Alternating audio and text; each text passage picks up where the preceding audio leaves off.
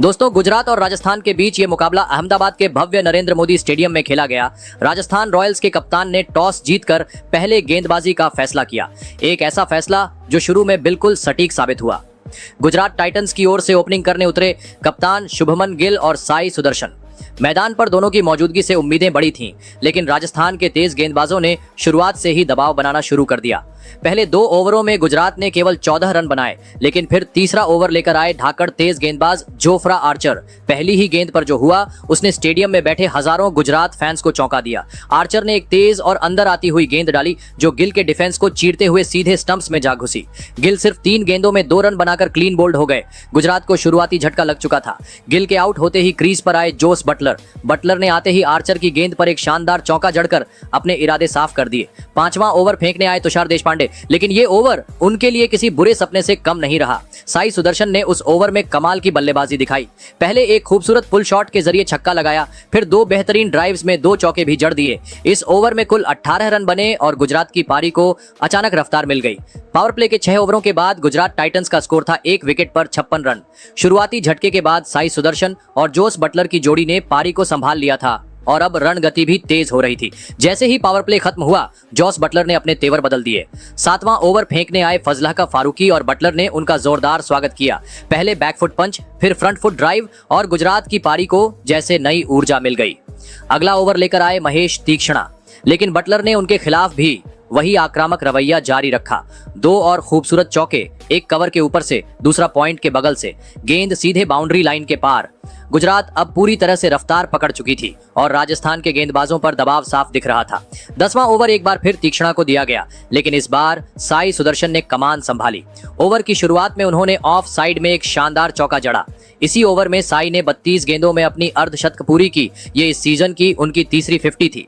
उनका बल्ला पूरे आत्मविश्वास के साथ रन उगल रहा था और वो एक एंकर की भूमिका निभा रहे थे। लेकिन ओवर की आखिरी गेंद पर एक बड़ा मोड़ आया। तीक्ष्णा ने तेज और नीची रखी हुई गेंद फेंकी, जो बटलर के पैड से टकराई। जोरदार अपील हुई, लेकिन अंपायर ने नॉट आउट करार दिया। मगर राजस्थान ने तुरंत डीआरएस का इशारा किया। रिप्ले में साफ दिखा, गेंद बल्ले को छुए बिना सीधा पैड से टकराई थी और फिर स्टंप से जा टकराती। थर्ड अंपायर ने फैसला पलट दिया और जोस बटलर को पवेलियन लौटना पड़ा। बटलर ने 25 गेंदों में 36 रन बनाए। इस अहम विकेट के बाद क्रीज पर आए शाहरुख खान। बटलर के आउट होने के बाद गुजरात टाइटंस की पारी एक बार फिर थोड़ा झिझकती नजर आई, लेकिन क्रीज पर मौजूद साई सुदर्शन पूरी लय में थे। उनके साथ अब मैदान पर आए विस्फोटक बल्लेबाज शाहरुख खान। दोनों के खेलने के अंदाज बिल्कुल अलग थे, लेकिन इनकी जोड़ी ने मिलकर राजस्थान रॉयल्स के गेंदबाजों पर कहर ढा दिया। साई सुदर्शन का बल्लेबाजी का तरीका सटीक था। हर गेंद को पढ़कर शानदार टाइमिंग से चौके लगाना उनका अंदाज था। दूसरी ओर शाहरुख खान के पास ताकत थी। जब साई सिंगल लेकर स्ट्राइक बदलते तो शाहरुख पूरी ताकत से गेंद को स्टैंड्स के बाहर पहुंचाने की कोशिश करते।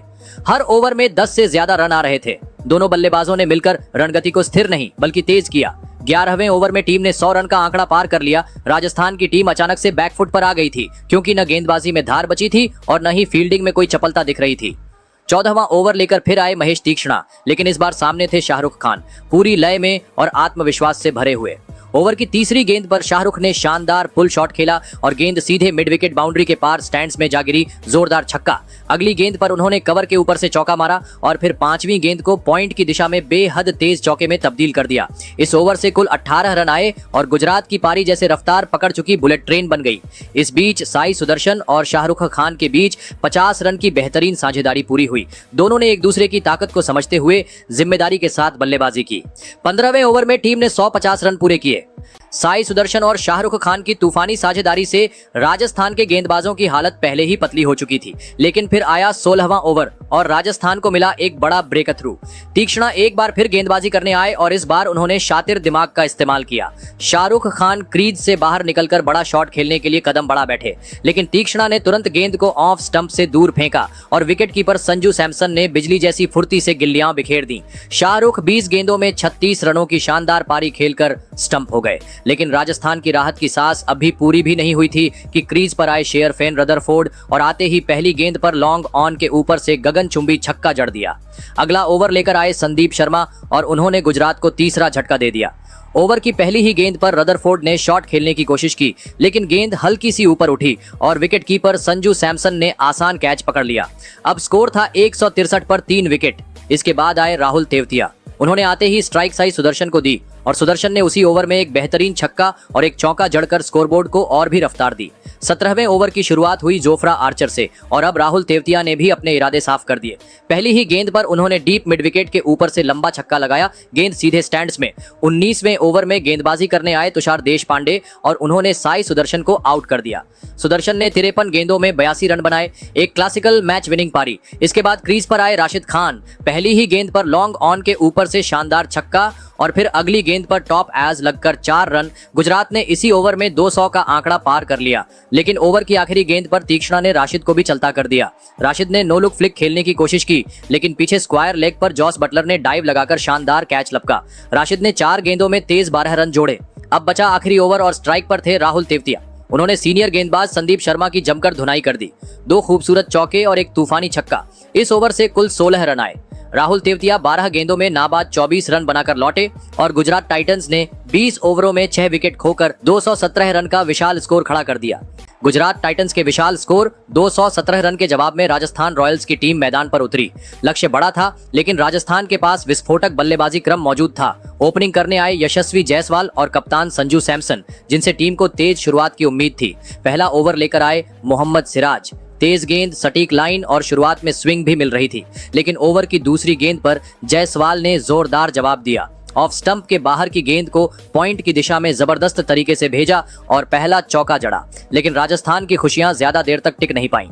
दूसरे ओवर की दूसरी ही गेंद पर तेज गेंदबाज अरशद खान ने पहला झटका दे दिया। जायसवाल ने ऑफ साइड की ओर कट खेलने की कोशिश की, लेकिन गेंद हवा में उठ गई और फील्ड पर मौजूद चतुर राशिद खान ने डीप बैकवर्ड पॉइंट पर बेहतरीन कैच लपका।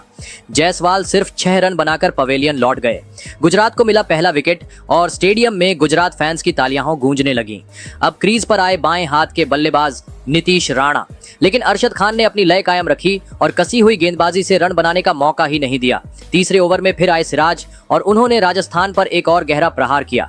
नीतीश राणा ने सिराज की ऑफ स्टंप से बाहर की गेंद पर अपर कट खेलने की कोशिश की, लेकिन गेंद बल्ले के ऊपरी किनारे से लगकर हवा में गई और डीप स्क्वायर पर आसान कैच में तब्दील हो गई। राणा सिर्फ 1 रन बनाकर आउट हो गए। राजस्थान का स्कोर अब था 2 विकेट पर 12 रन। शुरुआती झटके से टीम जूझ रही थी, लेकिन तभी क्रीज पर आए रियान पराग और आते ही अपनी मंशा जाहिर कर दी। सिराज की तेज गेंद पर उन्होंने फ्रंट फुट पर आकर एक स्टाइलिश हेलीकॉप्टर फ्लिक खेला। गेंद सीधा मिड विकेट के ऊपर से स्टैंड्स में जा गिरी। अगले ओवर में कप्तान संजू सैमसन ने भी अपने हाथ खोल दिए। अरशद खान की गेंदों पर उन्होंने पहले लगातार 2 चौके जड़े, एक कवर के ऊपर से और एक स्ट्रेट ड्राइव के अंदाज में।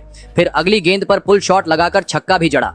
ओवर की आखिरी गेंद पर एक और चौका जोड़कर संजू ने कुल 16 रन बटोरे और राजस्थान को शुरुआती झटकों से थोड़ा उबार दिया। शुरुआती झटकों के बाद राजस्थान की उम्मीदें अब कप्तान संजू सैमसन और युवा बल्लेबाज रियान पराग के कंधों पर थीं। दोनों ने समझदारी के साथ पारी को संभालना शुरू किया, लेकिन सिर्फ टिकने के लिए नहीं, बल्कि आक्रामक तेवर भी दिखाते हुए। हर ओवर में कम से कम 2 बाउंड्री देखने को मिल रही थी।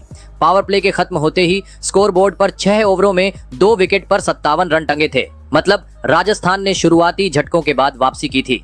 पराग और सैमसन की साझेदारी ने गुजरात की फील्डिंग सेटअप को हिलाकर रख दिया था। तभी 7वां ओवर लेकर आए केजरोलिया और यहीं से शुरू हुआ एक बड़ा ड्रामा। ओवर की चौथी गेंद पर केजरोलिया ने रियान पराग के खिलाफ कैच आउट की जोरदार अपील की। अंपायर ने बिना देरी किए उंगली उठा दी। पराग को यकीन नहीं था कि गेंद बल्ले से लगी है। उन्होंने तुरंत डीआरएस का इशारा किया। स्निकोमीटर पर देखा गया कि जिस वक्त स्पाइक आया उस समय गेंद बल्ले के बेहद करीब थी, लेकिन साथ ही बल्ला जमीन से भी टकरा रहा था, यानी ये इनकनक्लूसिव मामला था। लेकिन तीसरे अंपायर ने ऑन फील्ड कॉल को बरकरार रखा और इसी के साथ रियान पराग का पारा चढ़ गया। वो अंपायर से गुस्से में कुछ कहते भी नजर आए। उन्होंने 14 गेंदों में 26 रन बनाए थे और शानदार लय में दिख रहे थे। राजस्थान को इस फैसले से बड़ा झटका लगा। अब स्कोर था 68 पर 3 विकेट हो गया। अगली उम्मीद बने युवा खिलाड़ी ध्रुव जुरेल। उन्होंने आते ही अपने इरादे साफ कर दिए। दूसरी गेंद पर एक शानदार चौका जड़ दिया, मगर ये खुशी ज्यादा देर नहीं टिकी। अगले ही ओवर में चतुर स्पिनर राशिद खान ने जुरेल को अपने जाल में फंसा लिया। धीमी गेंद पर जुरेल ने हवा में शॉट खेला और डीप में फील्डिंग कर रहे साई सुदर्शन ने बढ़िया कैच पकड़ लिया। राजस्थान को लगा एक और झटका। जुरेल ने 4 गेंदों में 5 रन बनाए।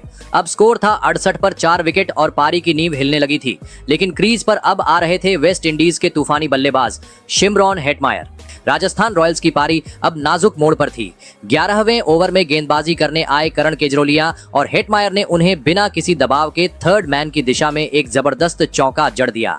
फिर ओवर की 5वीं और 6ठी गेंद पर कप्तान संजू सैमसन ने कमाल कर दिया। पहले लॉन्ग ऑन के ऊपर से शानदार छक्का और फिर ऑफ साइड में क्लासिक चौका। अगले ओवर में राशिद खान गेंदबाजी करने आए, लेकिन हेटमायर बिल्कुल तैयार थे। उन्होंने पहले एक शानदार फ्लिक के अंदाज में छक्का जड़ा और फिर अगली ही गेंद पर मिड विकेट की दिशा में जोरदार चौका ठोक दिया।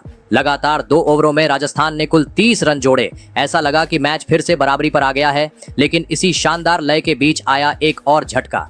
13वां ओवर लेकर आए प्रसिद्ध कृष्णा। इस ओवर की एक सामान्य सी गेंद पर सैमसन ने थर्ड मैन की दिशा में एक ऊंचा शॉट खेला, लेकिन गेंद सीधे फील्डर के हाथों में समा गई।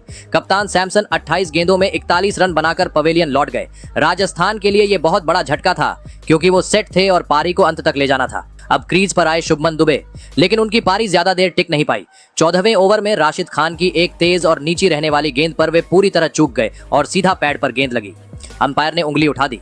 दुबे ने तुरंत डीआरएस लिया, लेकिन रिप्ले में साफ दिखा कि गेंद स्टंप्स से टकरा रही थी और इस तरह 119 रन पर राजस्थान को छठा झटका लगा। अब क्रीज पर आए जोफ्रा आर्चर, लेकिन पारी को संभालने की जिम्मेदारी अब पूरी तरह शिमरॉन हेटमायर के कंधों पर थी। हेटमायर ने अब गियर बदल लिया। उन्होंने किसी भी गेंदबाज को नहीं बख्शा। चौके, छक्के और क्लीन हिट्स का तूफान शुरू हो गया। अब मुकाबला फिर से रोमांचक मोड़ पर पहुंच चुका था। आखिरी 5 ओवर में जरूरत थी 70 रनों की। इसके बाद चौका जड़कर हेटमायर ने अपनी 50 पूरी की, लेकिन इसी ओवर में प्रसिद्ध कृष्णा ने जोफ्रा आर्चर का विकेट झटक लिया। फिर इसी ओवर की आखिरी गेंद पर कृष्णा ने हेटमायर को आउट कर राजस्थान की सारी उम्मीदें खत्म कर दी। हेटमायर बड़ा शॉट खेलने गए और बाउंड्री लाइन पर कैच आउट हुए। उन्होंने 32 गेंदों में 52 रन बनाए। इसके बाद गुजरात ने शानदार गेंदबाजी करते हुए इस मैच को बड़े आसानी से जीत लिया। तो दोस्तों, आपके हिसाब से राजस्थान की इस हार की वजह क्या है और गुजरात की इस जीत का हीरो कौन है? कमेंट जरूर